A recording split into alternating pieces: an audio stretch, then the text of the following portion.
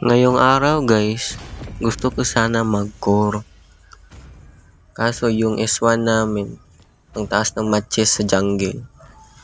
Kaya nag-adjust na lang ako dito. Nag-roam na lang ako. From hill court. Minsan kapagod na mag-adjust.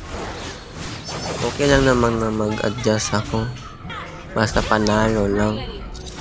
Pero pag nag-adjust ako at talo yung laro, nawawalan ako ng gana. Buti na lang talaga dito, magagaling yung mga kampi ko. Lalo na yung jungle namin, magaling. Kapagod lang talaga mag-adjust. Lalo na hindi mo magagamit yung hero mo. Tapos adjust ka lang ng adjust, talo naman. One time nga, mayroong pumasok sa isipan ko na hindi na lang ako mag-adjust. Mag-cancer na lang ako. Kapagod lang talaga. Katulad ng isang player na kagaya ko.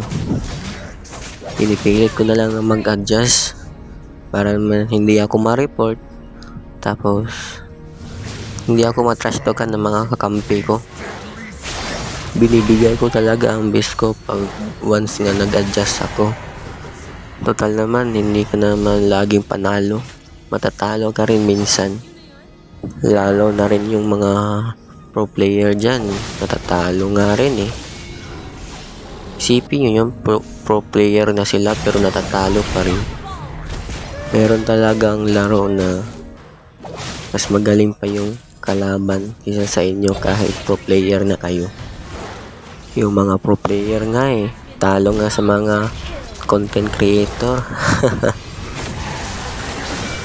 Nasa experience talaga yan ng isang player. Kung gaano siya natalo at kung gaano din siya nanalo.